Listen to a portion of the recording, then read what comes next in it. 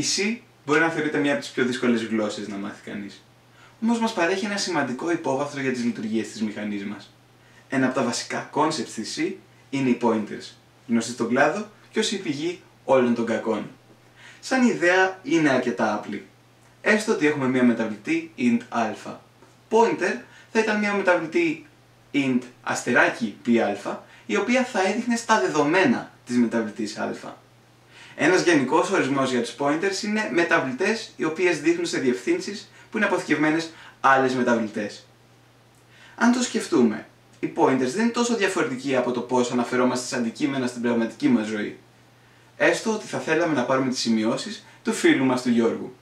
Μπορούμε να πάμε και να ζητήσουμε από τον Γιώργο τις σημειώσεις του και εκείνος θα μας απάνταγε με δύο διαφορετικούς τρόπους. Ένας τρόπος θα ήταν να μας δώσει το τετράδιό του. Ένας άλλος τρόπος θα ήταν να μας δείξει την τσάντα του, στην οποία είναι μέσα το τετράδιό του. Πάμε να δούμε τους αντίστοιχους μηχανισμούς για να κάνουμε το αντίστοιχο στην C. Για να αλληλεπιδράσουμε με pointers, συνήθως χρησιμοποιούμε δύο τελεστές. Το αστεράκι και το σήμα του και. Με το αστεράκι μπορούμε να δούμε μέσα στο στοιχείο που μας έδειξε κάποιος. Για παράδειγμα, μπορούμε να δούμε μέσα στην τσάντα του Γιώργου για να βρούμε το τετράδιο. Αντίστοιχα στο παράδειγμα που κάναμε στην αρχή, αν κάναμε αστεράκι πα, θα βλέπουμε την τιμή που έχει το α. Επίσης το αστεράκι χρησιμοποιείται για να ορίσουμε μεταβλητές ότι θα είναι τύπου pointer. Για παράδειγμα, int αστεράκι α μιλάει για μια μεταβλητή η οποία θα περιέχει μια διεύθυνση μνήμης που θα δείχνει λογικά σε έναν int. Το σύμβολο του και μας δίνει τη διεύθυνση μνήμης που είναι αποθηκευμένη μια μεταβλητή. Άρα στο πρώτο μας παράδειγμα που ήθελα να δείξω με το πα στη μεταβλητή α, χρειαζόμουν μια ανάθεση του στυλ πα ισούται με και α. Αυτό παίρνει τη διεύθυνση του α και την αποθέτει στο πα. Ωραία όλα αυτά. Αλλά γιατί να είναι χρήσιμα? Για να απαντήσουμε σε αυτή την ερώτηση πρέπει να θυμηθούμε πώς λειτουργούν οι συναρτήσεις στην C. Έστω ότι έχουμε μια συνάρτηση sum αβ. Σε αυτή τη συνάρτηση, όταν κληθεί από το πρόγραμμά μας, θα περαστούν αντίγραφα των τιμών αβ που θα δοθούν ως ορίσματα. Ακριβώς επειδή περνάμε αντίγραφα μέσα στις συναρτήσεις μας, οποιαδήποτε τροποποίηση γίνει είτε στο α είτε στο β δεν θα επηρεάσει τις τιμές που έχει η συνάρτηση που την κάλεσε. Μπορούμε να το σκεφτούμε σαν μία επίσκεψη στην τράπεζα. Έστω ότι ο Δημήτρης πάει να πάρει ένα ενημερωτικό για το λογαριασμό του από την τράπεζα. Και ενώ το κοιτάει, βλέπει ότι δεν έχει αρκετά λεφτά μέσα στο λογαριασμό του. Όσα μηδενικά και να βάλει ο Δημήτρης στο τέλος του ενημερωτικού λογαριασμού, δεν υπάρχει περίπτωση να αλλάξουν τα δεδομένα που έχει η τράπεζα για εκείνον. Νομίζω βλέπετε που το πάω. Πώς μπορούμε να κάνουμε τις συναρτήσεις μας να αλλάζουν τις τιμές των συναρτήσεων που τις κάλεσαν? Εδώ ακριβώς έρχονται οι pointers. Αλλάζοντας τις τιμές ορισμάτων και περνώντας μέσα pointers σε μεταβλητές, μπορούμε να δείξουμε στις συναρτήσεις μας πού να πάνε να τροποποιήσουν τα δεδομένα.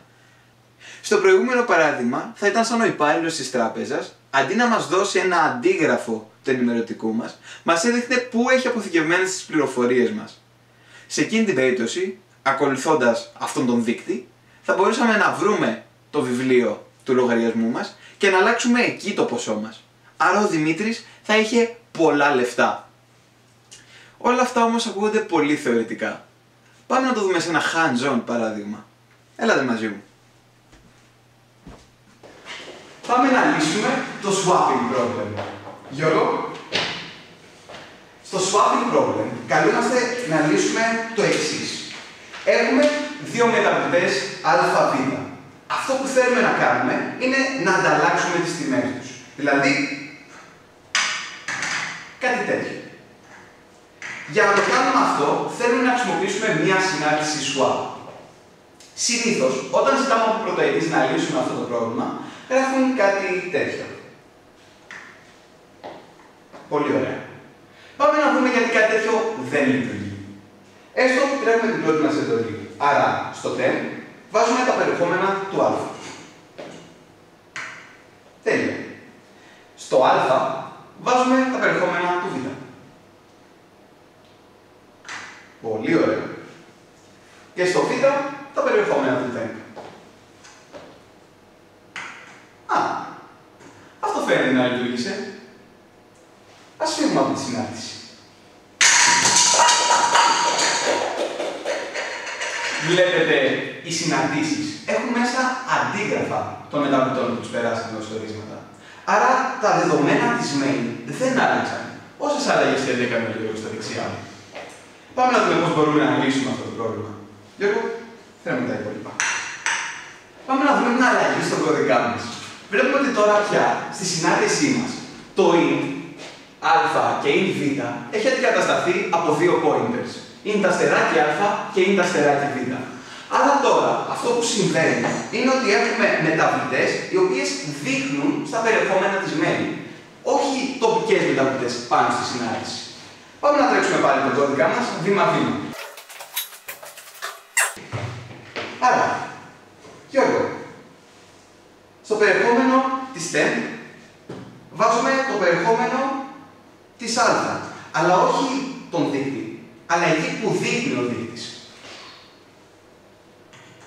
Τέλεια. Τώρα, εκεί που δείχνει ο δείκτης α, βάζουμε το περιεχόμενο εκεί που δείχνει ο δείκτης β.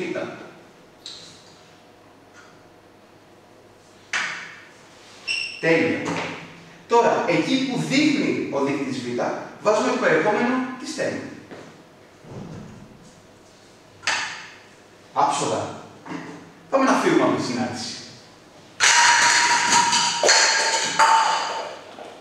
Τα καταφέραμε. Τώρα, όντως, οι δύο μεταβλητές στη main έχουν ανταλλάξει τιμές. Καλή δουλειά, Γιώργο. Κάτι ακόμα όσο οι υπόλοιποι μαζεύουν αυτό το χαμό. Υπάρχουν και άλλοι λόγοι που ενδεχομένως να θέλουν να χρησιμοποιήσουμε τους pointers στην επόμενη μας συνάντηση. Ένας από αυτούς είναι το μέγεθος των δεδομένων. Σκεφτείτε το. Επειδή ακριβώς σε κάθε συνάντηση περνάμε αντίγραφα, όταν τα δεδομένα μας είναι πάρα πολύ μεγάλα, αυτή η αντιγραφή ενδεχομένως να μας στοιχήσει. Είναι σαν να ζητάμε από τον Γιώργο να μας φέρει τον Λάζαρο. Προφανώς η εύκολη λύση είναι να μας δείξει απλά πού είναι ο Λάζαρος στον χώρο. Η δύσκολη λύση θα ήταν να μας τον έφερνε σηκωτό. Καταλαβαίνουμε ότι αυτό είναι πιο δύσκολο για τον Γιώργο και αρκετά πιο άβολο για τον Λάζαρο. Αλλά αρκετά με τον Διάκη. Πάμε πίσω στο σπίτι. Αυτή είναι η βασική ιδέα των pointers.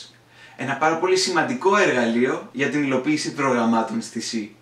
Όπως κάθε programming concept, ο τρόπος να το κατακτήσουμε είναι να γράψουμε πολύ κώδικα. Για οποιαδήποτε απορία προκύψει, μην διστάσετε να ρωτήσετε στις διαλέξεις, στο πιάτσα ή στο εργαστήριο στο οποίο είστε εγγεγραμμένοι. Ήμουν ο Δημήτρης και εκ μέρους όλης της ομάδας που εργάστηκε για αυτό το βίντεο, σας ευχαριστούμε για την παρακολούθηση. Θα τα πούμε στο επόμενο.